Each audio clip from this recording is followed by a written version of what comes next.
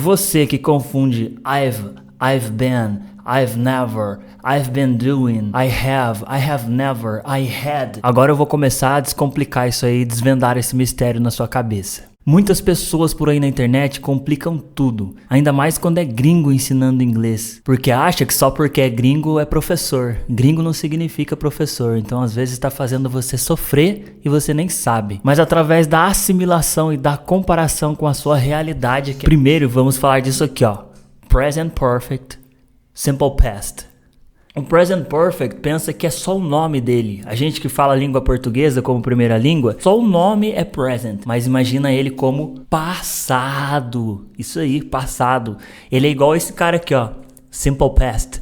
Ele é o primo, sei lá, o irmão caçula do Simple Past. É passado, por mais que o nome é Present Perfect, não é presente, passado. Eu comi uma bolacha hoje, eu liguei pro meu avô de manhã, eu conversei com tal pessoa mais cedo. É isso que você tá falando quando você usa essa estrutura do I've called my brother, I have called my brother. A estrutura do Present Perfect, pra você que não sabe, é o sujeito, o have e o has como auxiliar. Esquece o verbo ter, tá? Não traduz. Se traduzir vai travar, vai entender errado. Não traduz, pensa que você tá falando no passado. Eu comi, eu andei, eu fiz.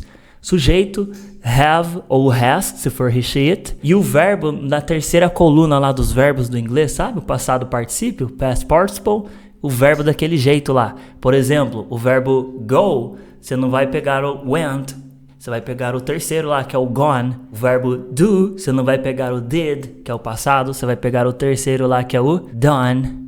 Então talvez você esteja se perguntando agora, então por que existe esse danado desse Present Perfect? O Present Perfect na cabeça do gringo, pega isso aqui, anota no seu caderno, hein? É isso aqui é o que diferencia ele do passado simples. É uma ação passada que tem conexão com o tempo presente.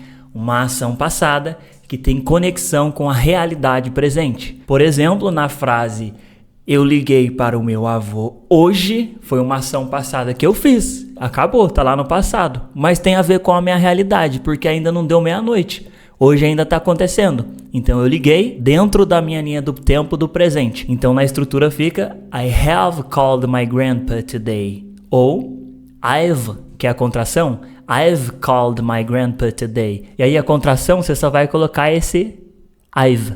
E o som só saiu v. Som do V mesmo. Só não esquece quando é he, she, it, a gente vai falar she has. E aí a contração fica his, she's, its. Só não esquece disso. Se eu tô falando que eu liguei pro meu avô em 2019 antes dele viajar, aí é uma coisa que já acabou. Aí eu uso o passado simples, sem esse negócio de have aí, sem present perfect. Aí é o que você já sabe fazer. Taca aí dentro no verbo, irmão. Seja feliz, já era. I called my grandpa in 2019. Normal, eu liguei pro meu avô em 2019. 2019 acabou, não tem conexão com o meu presente. Então essa é a diferença do passado simples. Mas aí eu tô conversando com um amigo, agora a gente tá em maio de 2024. Aí eu tô conversando com meu amigo que esse ano eu fiz muitas coisas e tal. E dentro dessa conversa sobre esse ano, ao tempo presente, acabou esse ano? Não, ainda tô dentro dessa realidade presente. Aí ele me pergunta assim, e aí, cara, tá fazendo alguma coisa diferente? Eu vou falar assim, cara, eu comecei a arte marcial que eu te falei.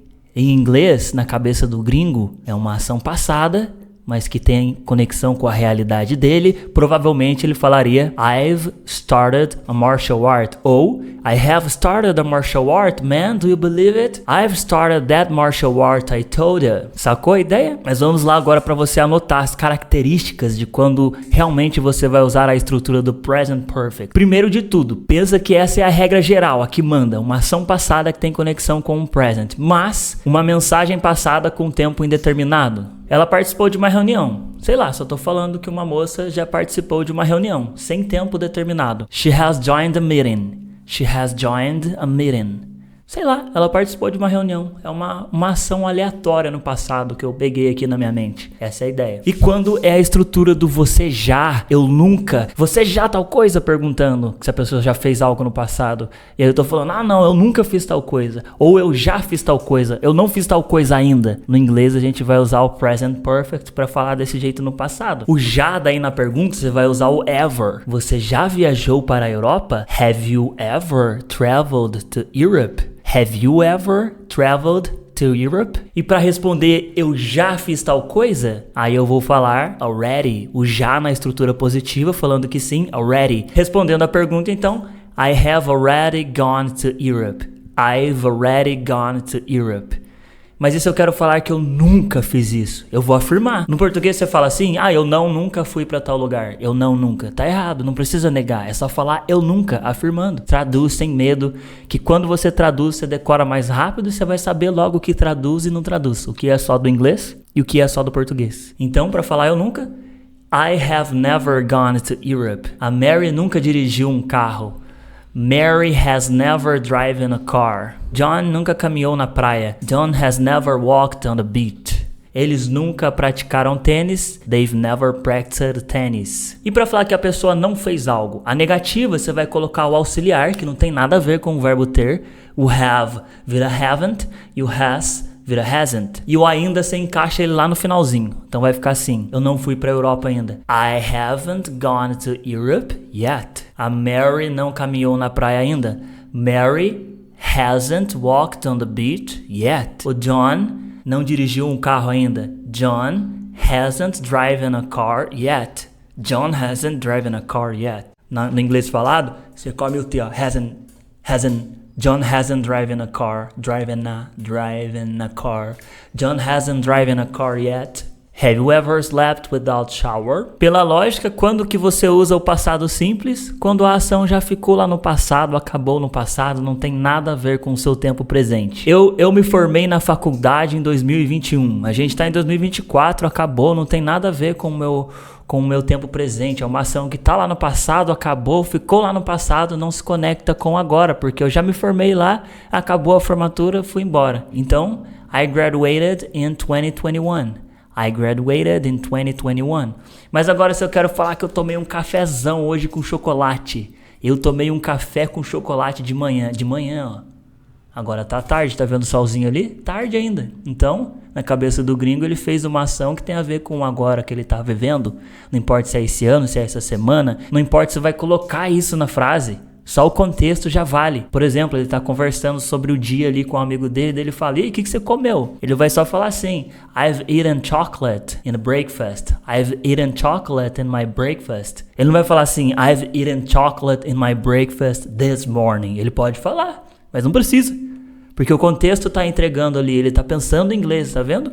A importância de traduzir e entender as coisas, o que pode e o que não pode traduzir. Se você tem dificuldade para entender o inglês falado, não consegue de jeito nenhum, você fala, você sabe escrever certinho, mas chega na hora de ouvir uma música, um filme, parece que é outro idioma, nada a ver, clica nesse vídeo aqui, que eu vou resolver o seu problema, e deixa no comentário aqui alguma dúvida, alguma sugestão de vídeo que eu devo trazer aqui, hein? Ou se inscreve aí, não dá bobeira, né? Clica no desenho do macaquinho, clica aí.